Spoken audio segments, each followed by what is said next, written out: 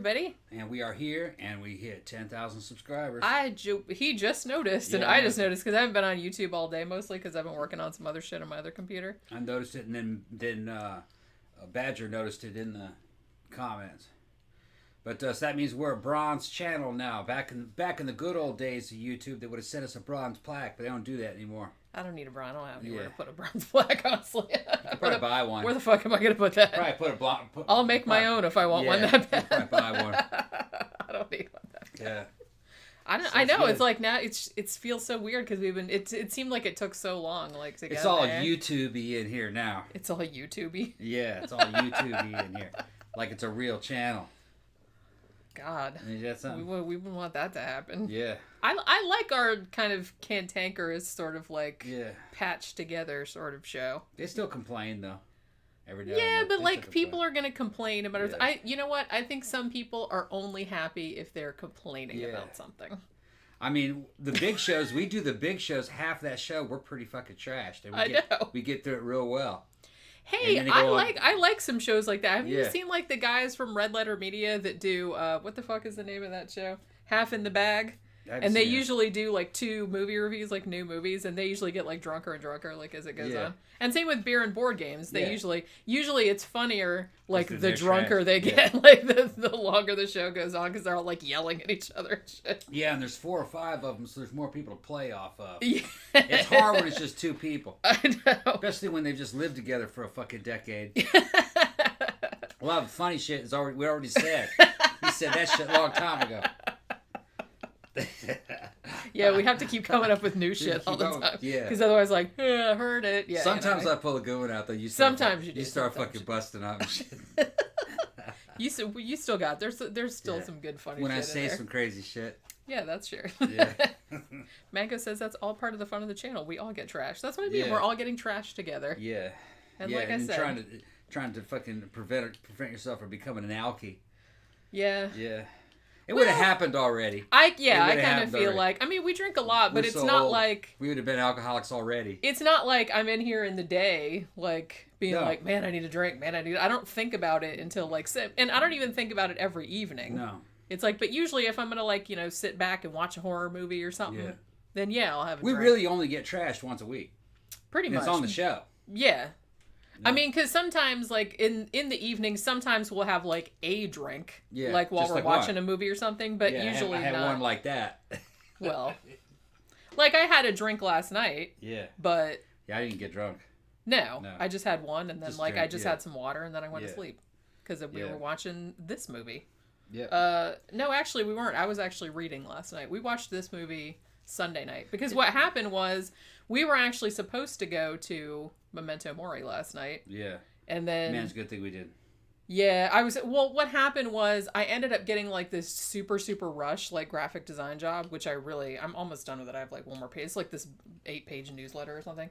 So it's like I still have one more page to do on that because I told her I'd have it done by like first thing tomorrow morning. So I really had to do that. And the dudes came and pressure washed the house this morning, like early.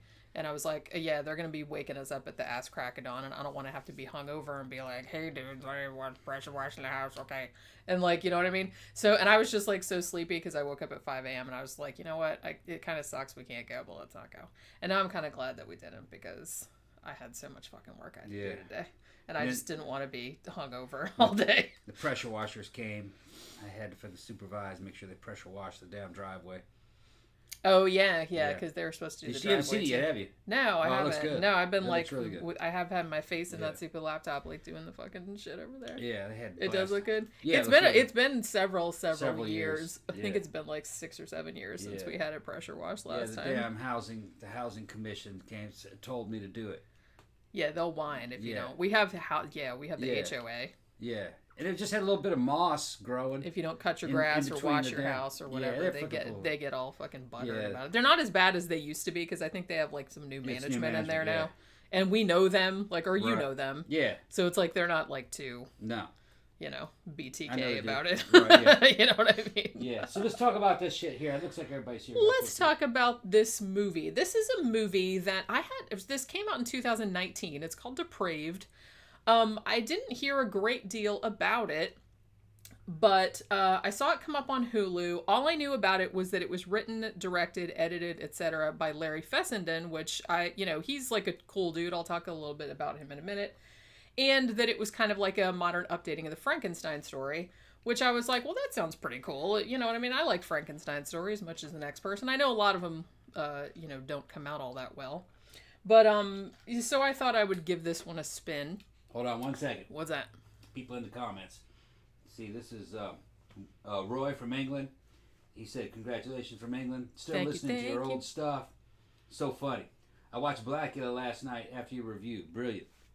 Yeah, you should see the sequel to that, too. You should see Scream, Blackula Scream. It's even better. I might like Scream, Blackula Scream slightly better than the first one. Although they're both excellent. Yeah, they're both real good, but that second one's even better. I like the second one a little bit better because it has all that voodoo shit going on, and I love voodoo shit. Yeah, they bring Blackula back from the dead.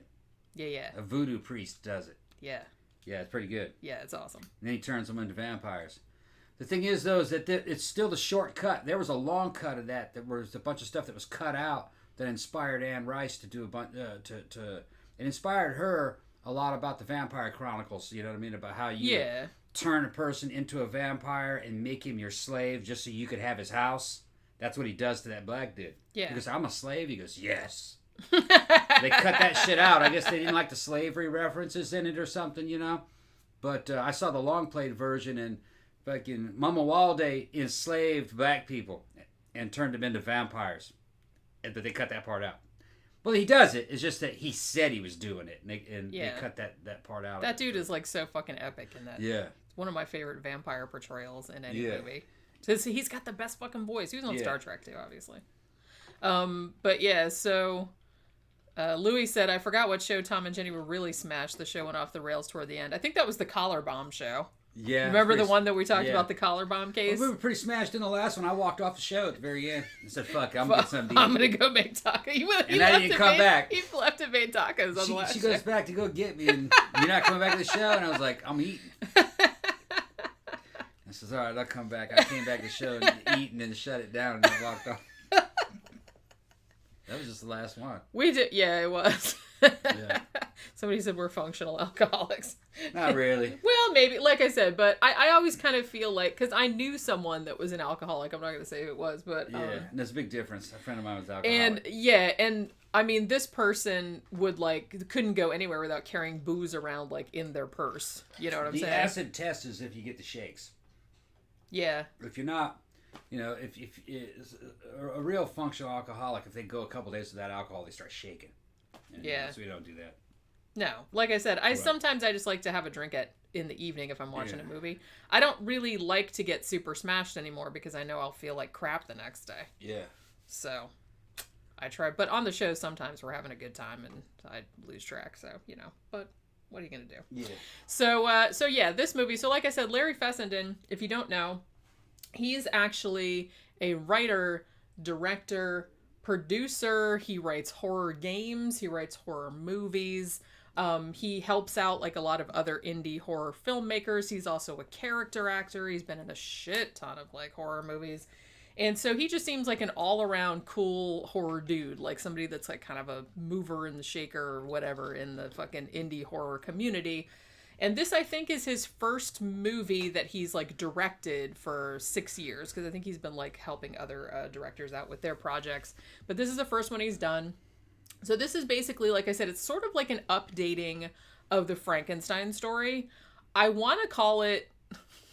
maybe want to call it hipster Frankenstein, but that seems like a little glib. I'm just saying it's because it's basically, there's this guy named Henry, and he was a combat medic, and he has PTSD because of all the people he couldn't save or whatever. And so him and his friend, John Polidori, if you don't know who that is, the guy that wrote The Vampire from back in the day. And, he was Lord Byron's physician at the Haunted Summer, all of that. So him and his friend Polidori, who is the financier, he's kind of the brains and also kind of the money behind the operation.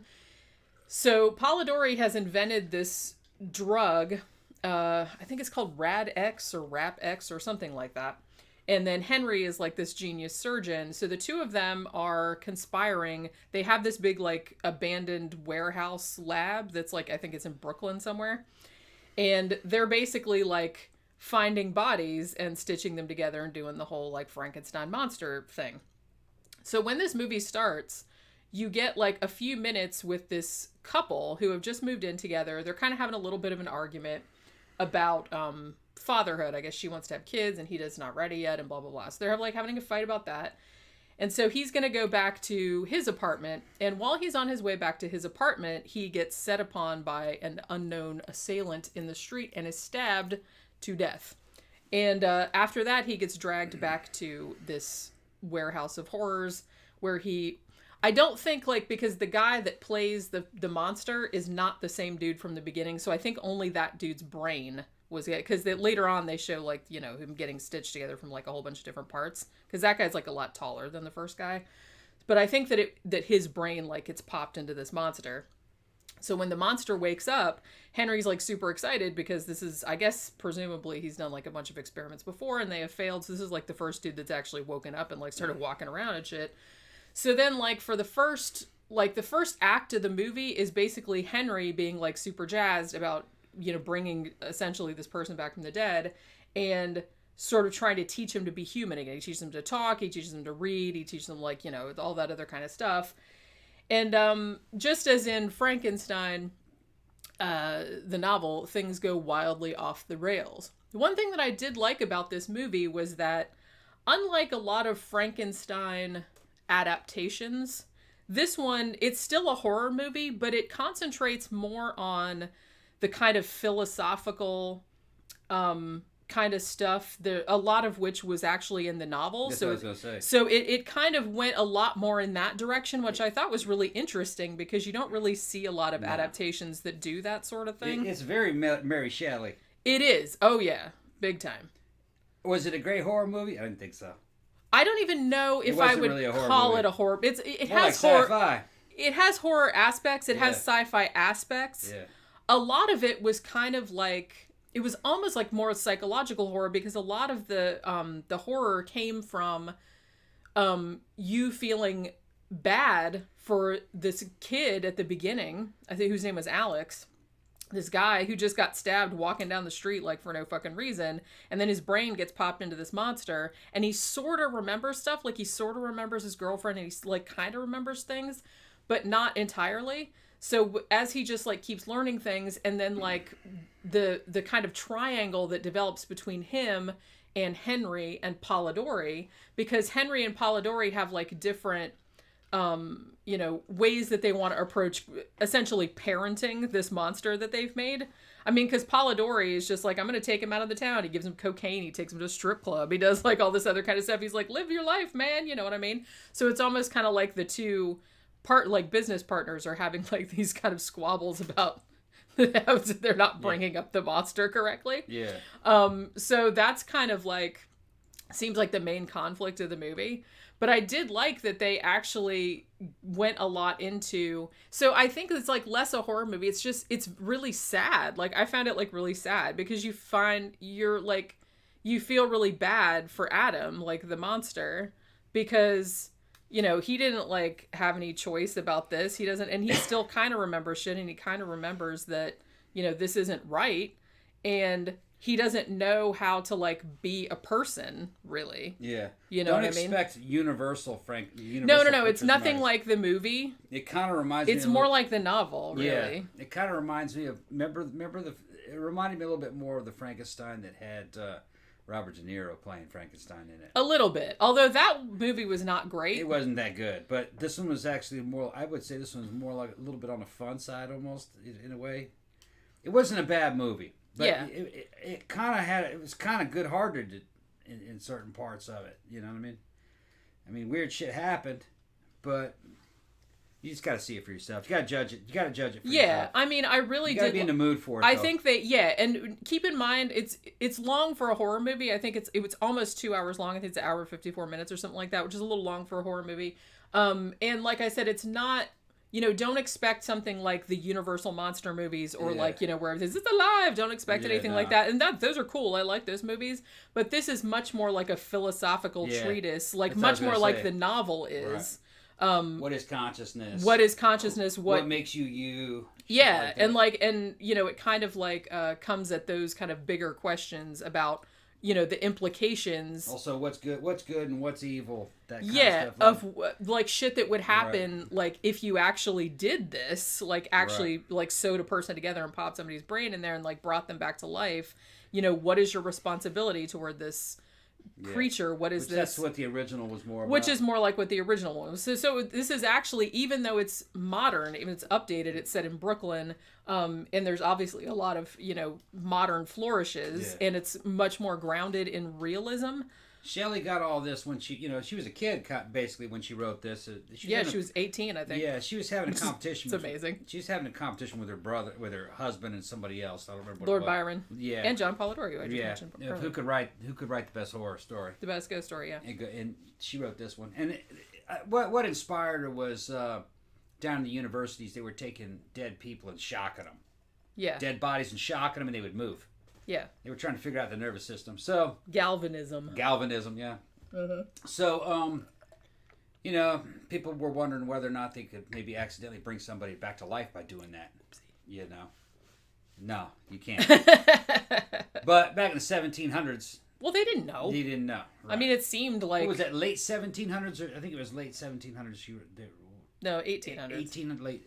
Yeah. What year of the 1800s? Because, she came up with the idea 1816 in 1816. Okay. Because that was the Haunted Summer. I've been wanting to do a show about that. I did a board game based on it. Because it's an old story. Yeah. It's a very old story. But weirdly modern. Kind of like the first sci-fi story. But I think that people that have... because the Frankenstein story is like so ingrained in popular culture, mostly because of the Universal movies and all the subsequent adaptations. I think people, when they read the novel, because we read the book in high school, when you read the novel, people are surprised at how like philosophical it is. Yeah. You know what I mean? And it goes a lot into, how much responsibility does the doctor have like for creating that? And in a way, they kind of like hammered that a lot in this movie, where essentially the two guys who created this person, the guy that made the drug and gave the funding, and the surgeon that actually stitched it all together, the two of them were like surrogate parents to this monster, and like they had like wildly different ideas about how he should be, brought into society, because they just mostly wanted to make money off the shit, what I mean? Like off the drug and off the technique or whatever. So they were trying to like essentially groom him for like a public presentation, like look what we did, you know what I mean? So they go a lot into that kind of thing too. So like I said, don't go into it expecting it to be a horror movie per se. It does have horror elements to it. There is some gore, which I think is all practical effects. I was a big fan. I know some other reviewers didn't like it, but I was actually kind of a fan of like all the cool the weird like neon visual stuff they did, like outside they were kind of like showing, thought processes, like synapses and stuff like that. I thought that was kind of cool. Like they did that like quite a lot as a motif, like during the movie, and I thought that was kind of neat. But Zach mentioned that she did it for around 1815 because that volcano erupted. Yeah, it was 1816 was the year without a summer, because that volcano erupted, and then it knocked up the weather. It really fucked up the weather. Like everything got cold. Like they didn't, like all the fucking crops died and all this other kind of shit. Her and her husband, they had money and they had time to sit around and get high and tell stories and write books. They went to the Lord Byron's place on Lake Geneva. Yeah. John Polidori. I think they smoked opium a lot. I think they did too. Smoked a lot of opium. They probably were fucking with weed too, because weed was around. Yeah, I don't know what they called it. The story was they go to the house, and the Villa Diodati is what it's called. Yeah. Which is actually what the game I designed was called. But so yeah, it was her. It was Percy Shelley. They were not married at the time, but they married later. Yeah. Lord Byron, John Polidori, who was a writer, but also Lord Byron's doctor, and then there was also Claire Claremont, who was Mary Shelley's half sister, I think. Yeah, and there was she was sleeping with Lord Byron too. Yeah, there was all this big fuck festivals and shit going on. Pretty much. They were that was a weird scene in itself. They were like a proto goth scene, I guess. Well, they were very progressive for the time. Like they were very, they were all up in the literary thing, and like Mary Shelley's mom was like a big like advocate of like women's rights, even back in the fucking early 1800s. You know what I mean? So there was a lot of that kind of stuff. And so they go to the house, and then they usually would like go outside. They go do rowboats and fishing and shit like that. But because the weather was so shitty and like it rained like all the time, like it was just like these torrential storms, so they were stuck inside. So basically they were probably allegedly smoking opium. They were reading to each other from this book called Phantasmagoria, which was like German ghost stories. And then Lord Byron had the idea, hey, let's all write a ghost story because we can't go outside and do anything, and so we're kind of stuck in the house. So they all wrote stuff. And Mary Shelley's was kind of the only one that, I mean, John Polidori's The Vampire, that was kind of influential because this was, way before Dracula. But Mary Shelley's was the only one that really made any kind of like lasting impression. But yeah, so like I said, if you keep all those things in mind, and like I said, if you've seen any of Larry Fessenden's other stuff, I don't think, anything that he does in this will be that much of a surprise to you. But it is kind of like a slower burn. It's more like a philosophical, kind of like a sad sort of story. But it is much closer, I guess, closer to the spirit of the book than a lot of the other movie adaptations of Frankenstein have been, I guess is what I want to say. Zach wanted to know if they even had weed back then. Yeah, they did have weed. I think they called it hemp. Yeah, they might have called it something different. I'd have to look it up, but there was I know that cowboys smoked it. They got it from Mexicans a lot. That was a Mexican thing, but it did make its way into the Union. If I remember correctly, they were smoking it, in the New England area. Thank you, Mango. During the colonial period, if I remember correctly, this is before the existence of the United States. They were up there smoking it. Yeah. There was no laws against any of that kind of stuff. Yeah, they didn't really. They smoked whatever. They didn't really think to make laws against it until later. Yeah, and really, if you ask me, most states illegalized weed. This is back in the early 1900s, and it was because Mexicans were importing it. Yeah. And they were exporting it from Mexico into the United States, and it was kind of competing with shit like booze and other things. So it didn't have anything to do with safety. Yeah. They would just ban something to try to keep money from flowing. Well, it was just kind of like out of somebody's pocket into somebody else's pocket. From what I read, that it was just like all the shit that came out about absinthe, about it being like a hallucinogen and stuff like that was the wine producers. Yeah, like because they were mad that absinthe was like taking a piece of their pie, like over in France. Thank you, Mango. Also, yeah, he says, talking about The Haunted Summer, Ken Russell's Gothic is indeed a very good movie, and it is based on that exact thing. It might be on Tubi at this moment. It's in my topic box, my movie topic box to talk about. There was another one, too, called Haunted Summer that I think might have had Julian Sands in it, and maybe Natasha Richardson, I want to say. I can't remember. I've seen them both. I like Gothic better just because it's weirder. But they're both pretty good, Yeah. Colin Firth might have been in Haunted Summer. But all this drug prohibition stuff, it started off as fake. It's still fake. They're just trying to make money off of it. And a lot of that shit was made by real religious people that are dead now, like my grandmother's generation. And they're still around. And they're trying to make money off of it from the law enforcement and the prison angles. They made a whole prison industry on it, which is part of the fucking United States' problems. They need to break down prohibition thinking. There isn't a problem with that. There really was never a problem with any of that. The people who take drugs are going to take them whether they're illegal or not. You're just giving money to drug cartels. Yeah. You're making them rich. But during the time there were times where weed would be illegal, but they were injecting heroin. Oh, that's legal. You can have that. I know. Didn't make any fucking sense. Didn't make any fucking sense. It's medicine. Yeah. So it didn't have anything to do with safety. But that's how they would sell the law to the people to get them to pass it. Oh, we have to keep it out of the hands of kids. Kids weren't taking that shit. I'm still very entertained by movies like Reefer Madness, though, because it's like, obviously the people that made this movie have never smoked weed, because the people in that movie are like not acting anything like nothing to do with weed. Nothing like that. Nothing. It was all for economic reasons that they did that. They didn't want the competition from other things. The booze industry wanted to keep the money dead into their fucking court. Well, yeah, he's like, we want everybody getting hammered. Yeah, and cocaine was just legal for most of America's history, and then out in the open all the way up into the 80s. Yeah. You know, it was illegal in the 80s. But not real illegal. You weren't going to do serious time for it. Yeah. It wasn't until like the late 80s where they started to really crack down on that kind of shit. They cracked down on that during a crack epidemic. That was poor man's cocaine, you know. You could 1 pound of cocaine could make 10,000 pounds of fucking crack. Can't have the poor having a good time, can you? No. Nope. And then what's funny is that like the DEA, Drug Enforcement Agency, said, no, don't crack down on that. He just it'll run its course and it'll go away on its own. They'll get tired of it. Crack down on it, it made it worse. You know what I mean? They just started killing each other over it and fucking destroyed lives. The way you deal with that shit is just drug treatment, and just you can tolerate it. It will go, just like any fads, they go in and out of style. Yeah. You know, and you know you had guys that were whole generations of little scenes inside of the United States where it was just heroin junkies. Most of them are dead now. You know, but they didn't do anything wrong. Mostly didn't do anything to anybody. They just sat around and slept.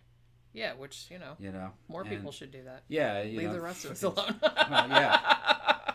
They weren't really known as being dangerous or anything, you know. Yeah, it fucked them up, but you shouldn't fuck with it. You know, making it illegal did not stop people from fucking with it. They're going to take it, whether it's illegal or not. Well, and then sometimes making it illegal makes it more alluring. And then it makes people kill each other over it because, that too. Oh, I'm not doing this 20 years. Now, fuck you. They start fighting back, fighting the cops, shooting at them, and they killing each other over drug money. It's just fucking stupid. Real dumb. It is. And then the DEA advised the Senate not to crack down on any of that shit. That was all back during the 80s. Yeah. And they said, you should be lenient on it. It'll come and go. They were right. Instead, they did the fucking war on drugs things. But you know what? They knew it would do that. It just made them a lot of money. Well, yeah, that's made them a lot of money. Big prison contracts. They got involved in that. You know, Halliburton. And they got involved with fucking expanding law enforcement. Big money in that. So it just made a whole industry off the misery of others. That's what they did. It's the American way. Yeah. It's predatory. It's a predatory and corrupt system. So, yeah, we went from Mary Shelley's Frankenstein to drugs. But, you know, it kind of tracks. All right, so I guess that'll do it for this review. Once again, I have a movie lined up to watch this evening, so we can review it tomorrow. So, as always, thanks everybody for stopping by and hanging out with us for a little bit. And we'll see you guys again tomorrow.